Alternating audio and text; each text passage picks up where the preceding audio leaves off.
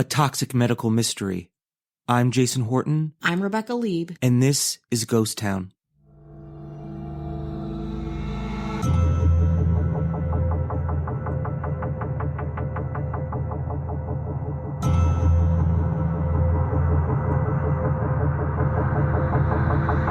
The incident that hospitalized 6 medical workers, including 1 doctor, was so alarming to the staff at Riverside General Hospital that the emergency room was evacuated to the parking lot.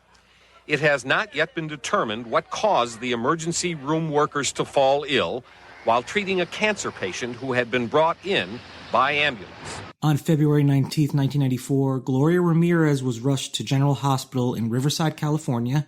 Right in our backyard. A total of 6 people attempting to work on her either fainted, had shortness of breath, nausea, and even temporary paralysis. Whoa. We're going to be talking about what the press named the toxic lady. Ooh. Now, the climate right now... Yes. And this was not obviously planned to do now for any reason. We were discussing this episode a couple of weeks ago. Mm-hmm. It was on our list, and now is when we're doing it. Now's the time, baby. So if you're ultra sensitive about hospitals or not knowing what can affect who, this mimight not be the episode for you. God, I'm glad I ate a bunch of stew before we did this. This is going to be this is an interesting one because it took place in the early 90s, which I found interesting, and it's Riverside, California. Mm-hmm. We love talking about Southern California, and it's relatively recent, and really it seems to still be officially somewhat of a mystery. I love that. Tons of conspiracy theory. Of course. What will we do without that? Yeah, I hope one of them is linked to Britney Spears' Toxic. No. No. Okay, well, is scratch Britney that one Spears off. Involved at all? Can we talk about Britney Spears' Instagram? She's all over. Well, I mean, it's probably interconnected. Okay. I'm sure that maybe people that worked at this hospital must have listened to Britney Spears at some point a few years later, a mere 5 years later. Good point. So Gloria Ramirez was only 31, which is really tragic. Yeah. She had rapid heartbeat, low blood pressure, and she could hardly breathe. And when she was answering questions, it was incoherent. Mm-hmm. So what they found out or were informed is that she had late stage cervical cancer, which is, God, awful. So that's why she was, her medical, condition was deteriorating, and they, did what they needed to do to bring her vital signs to normal, to stabilize and then sort things out. Yeah. Giving her various drugs and oxygen and whatever they need to do, and nothing worked. So that was part of the thing. They're like, okay, she's not responding to anything. No, and now, we're in, it's 1994. The technology's there, the medicine is there, and I'm sure there's been developments in the last, 20 plus years, but still we're in a good place to be well facilitated, and Riverside's a pretty big, absolutely. Probably, it's called General Hospital. I mean, I'm sure it's, kind of has all bases covered. Well, Dr. Julie Gorshinsky, I'm saying that right? She applied a defibrillator, and on her body, it was like shiny. What? It was like an oily shine, like a layer of an wax? oily, like she was a wax figure, just like an oily, like there was we're gonna find out what that is. Okay. But she was covered in this oily like sheen. Okay. And they noticed her breath had like a garlicky, fruity odor. Ooh, like a rotting fruit kind of a thing.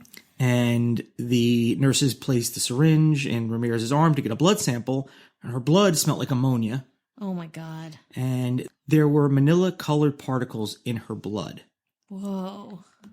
So a lot going on. Horrifying. The doctor in charge of the ER that night looked at the blood sample, and he was like, there's something not right here. He was like, clearly. Yeah, this is, and it wasn't, originally they were like, oh, this is some kind of, heart failure, but they're like, this is not that. Dr. Gorshinsky, she smelled ammonia, felt dizzy. One of the attending nurses started to faint. Mm-hmm. Another nurse developed breathing problems. Oh, God. A third nurse passed out, and when she awoke, she was unable to move her arms or legs. What? What? So 6 people were unable to treat Ramirez because they were having strange symptoms to what was coming out of her. Yeah. The smells, something was being released, and that's what they were Can you trying to think figure about out. how powerful that must have been to be in that room, to have that happen to that many medical personnel? That is horrifying. And that's where the mystery lies. So the ER was evacuated because they're like, we don't know what this is. And this woman is not alive at this point. I believe, yeah, she was. She's dead. Yeah. Okay. So they had to have a special team in hazmat suits. Yeah. Bring out the hazmat. So There's Manila Flex in her blood.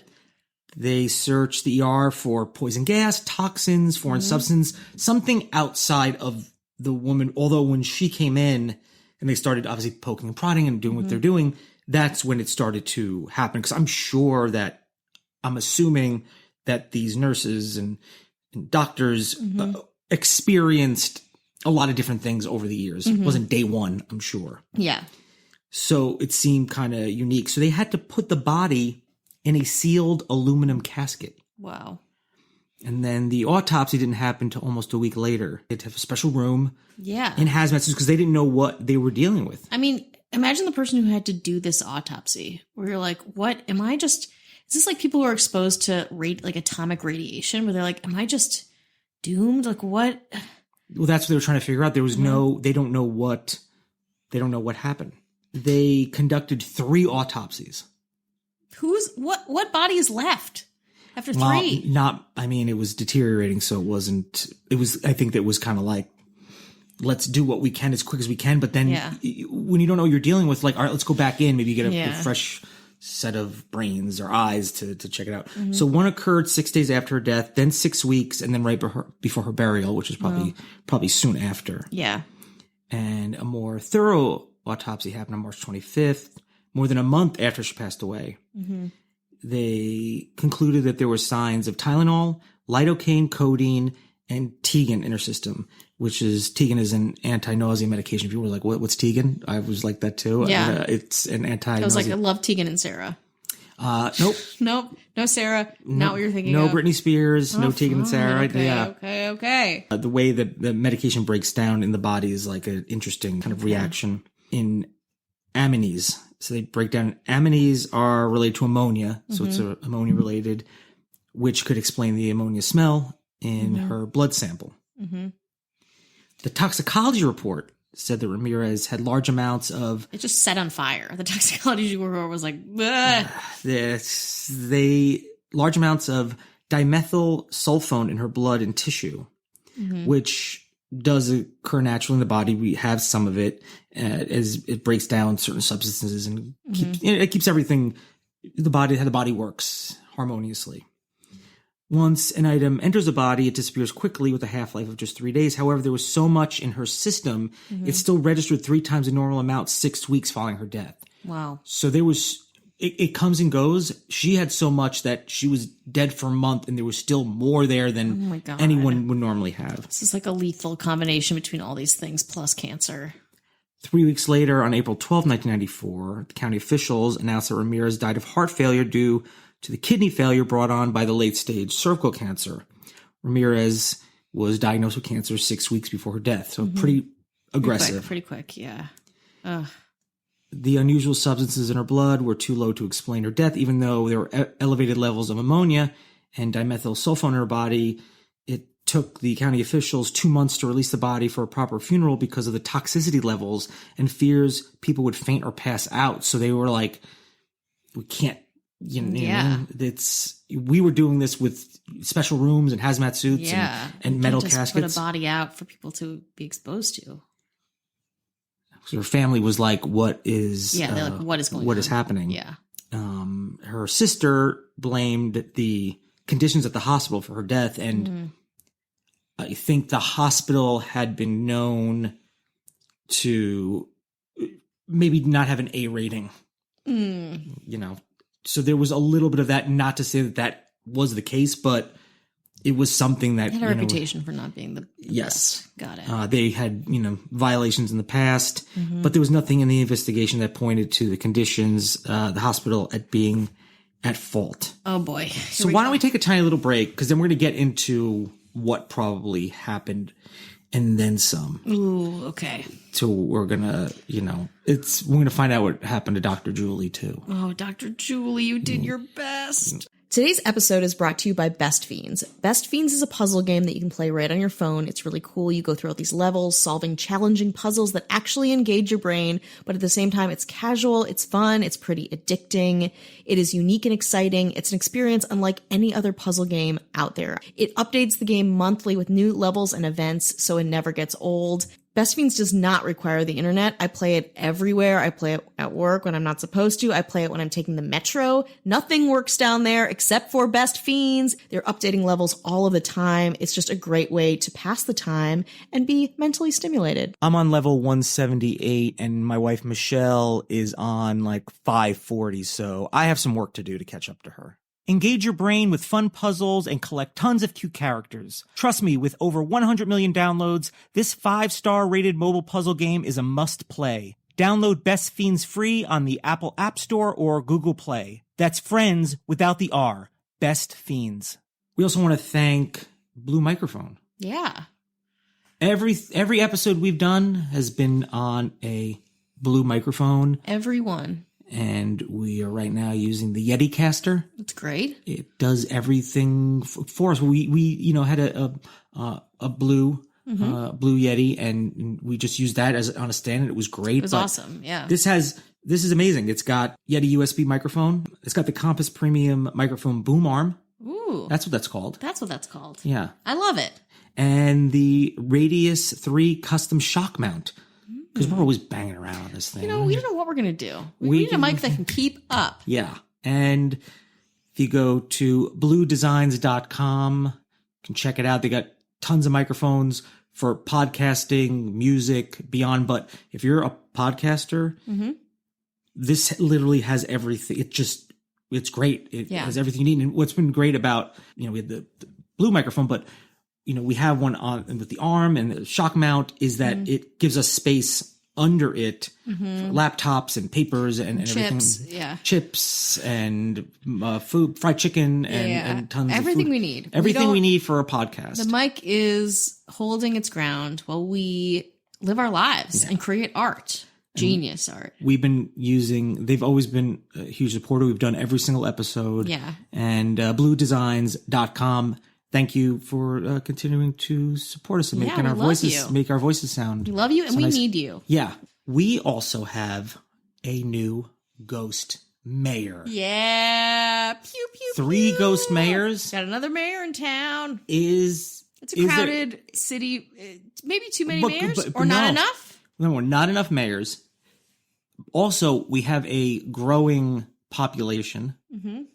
So we need more corrupt government officials. We do, always. So when things go wrong, the first person I want to blame is our newest ghost mayor, Barrett Brown. Barrett Brown. I like your alliteration name. And I followed up with Barrett because this was just today. Yeah. And I said, hey, is there anything you want me to mention? It hasn't gotten back to me yet, but when Barrett does, we will share any messages. But also Brandon Gaddis and Chris Witt. Still rocking with us. Oh my God, we're so happy. Yeah. This town needs policing. Yeah, so and I think you guys are just the people to do it. And listen, everyone loves talking about politics. Mm-hmm. Everyone. And everyone gets along and agrees. I know. It's like, what more is there to say? So when things go wrong, we will just pass the buck to Barrett Brown, Brandon Gaddis, and Chris Witt. And the Holy Trinity of ghost town They're probably mayors. going to be like, oh, let's pin it on Barrett. Let's pin it on Barrett. Yeah, you can fight amongst yourselves. Yeah. We also got another nice message on Apple Podcast. People are really coming through for us because sometimes we take a bit of a hit. Mm-hmm. This one is from Blue Augene, BLEAUGENE. Mm-hmm. I'm into it. To be completely honest, I started this podcast once and I just wasn't feeling it. That's okay. Be honest. Yeah. That's like Rebecca. That's me. Every date I go on. Yeah, every time. Yeah, so it's... then I gave it another try, and I can't stop listening, you guys. It's also like every date I go on. Give it a try. Can't stop listening? Do a lot of listening on the dates? A lot of good listeners. Oh, great. It sounds like fun. You guys vibe so well, and your humor is spot on with mine. The topics, delivery, humor, the convos. And 2 a week? You can't beat it. Ha ha. Yeah, baby. Yeah. Also love the way you pitch your patreon.com/ghosttownpod for bonus episodes. Whoa. She even like that. I listen, I don't want to say it. I hate saying it. But I had to. It's in here. I would not be honest. Says, also love the way you pitch your Patreon, LOL, patreon.com/ghosttownpod. That's so crazy. Yeah. I'm just trying to give an honest reading of this review.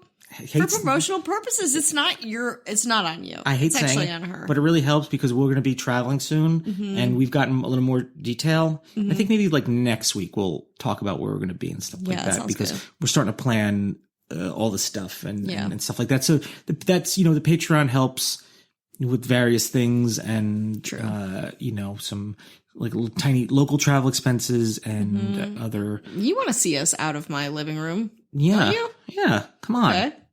Let's make it happen. Let's make it happen together. All right. So before we completely flatline, we are going to get back into it. Yes. That oily sheen we were talking about? Not coconut oil. No.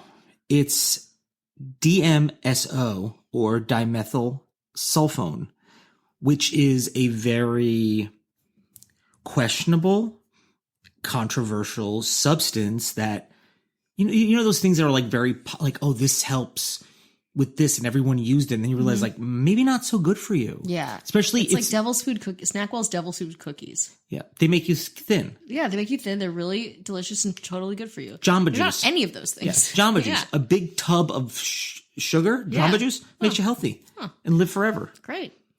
So she was covered head to toe in it because it was known to be a cancer fighter, but it's in that way of like. It's not even really new agey. It's just in the like supplemental world. Like elixir. Oh, so she put it on herself. She put it on herself. You can still buy it now.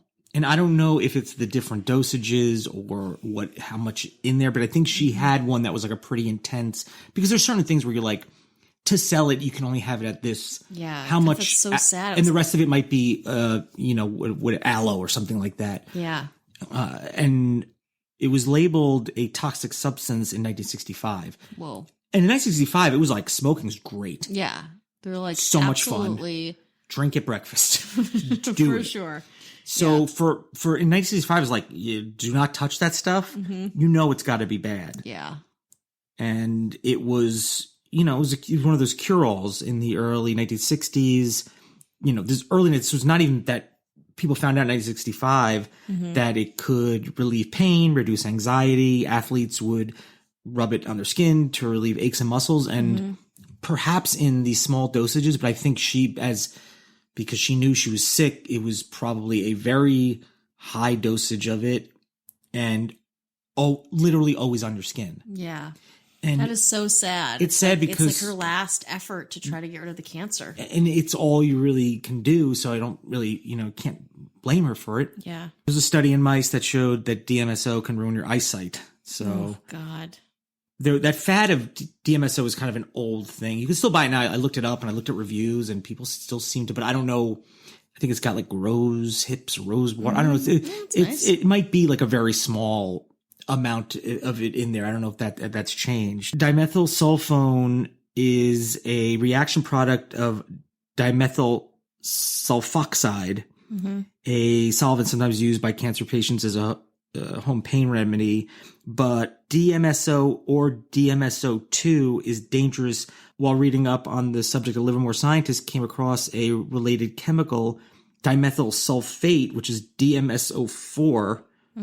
They're all the same. I mean, I don't know the science, but it could be a very powerful poison gas. So a version of it, and it could have caused nearly every symptom suffered by the Riverside ER staff. And you got to imagine if she was putting that on for 6 weeks, plus all, she was taking a lot of different things to deal with her symptoms.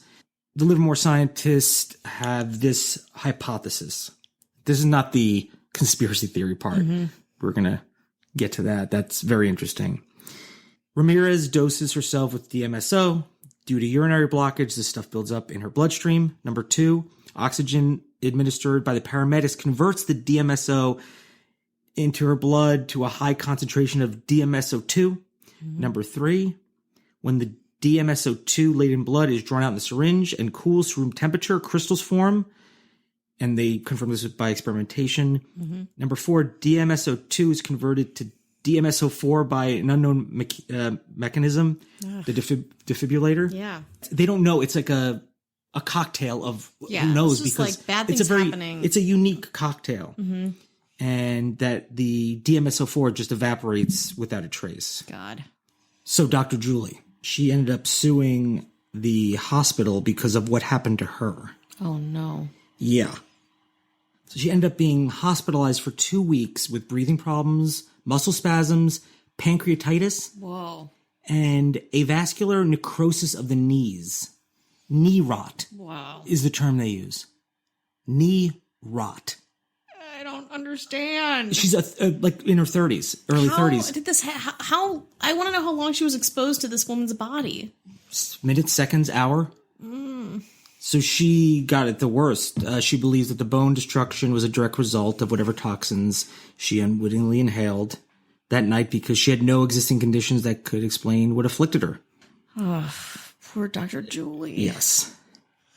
She was just trying to get some answers, you know? Now, there's another theory. Okay. I don't know if this is still around. The Los Angeles Weekly New Times. Is the New Times still around? I don't think so. Okay. Well, they had a possible alternative explanation. The hospital where the incident occurred may have been the site of a secret lab used to illegally manufacture the drug meth. Oh, that's why this newspaper's not around. Listen, I don't know what the meth situation is in the reporting. early 90s in Riverside. I mean, probably high. Probably high. Yeah, this is OJ era too. Yeah. This is a lot's been going on in You saying LA. this is OJ's fault? Second theory. Okay, we'll go on. We'll put a pin in that one. Oh God. In stories appearing on the May 15th to the 21st and September 11th to the 17th, 1997 issues, staff writer Susan Goldsmith reports that meth chemicals may have been smuggled out of the hospital in IV bags. What? One of which was inadvertently hooked up to Gloria Ramirez. Oh my God. What else could this woman's body handle? This triggered the round of nausea, headache, and other symptoms that, took out 6 nurses and doctors. Jeez. Those smells and symptoms are classic to meth fume exposure. A forensic chemist who analyzed the drug lab materials is quoted saying, meth manufacturing is said to be big business in Riverside County and other counties. Let's just not, General Hospital, baby. And authorities have shut down more than 1,000 meth labs since the late 80s, probably more at this point, and many more that remain undetected. So maybe it was a mix 'em up with them, So they were smuggling meth out of this gross hospital. Here's something. The person that thought they were getting meth was just getting some saline. So they were probably very, very, I'm very just disappointed. so hydrated right now. Yeah, I just don't understand. My electrolytes were like, I want to thank All That's Interesting, Straight Dope, Discovery, Reddit, and the LA Times, and I guess the New Times. And the New Times. Maybe we're single-handedly bringing that back. I don't know if that's a good idea or not. Ooh. Head to Riverside. I need a job, so let's do it.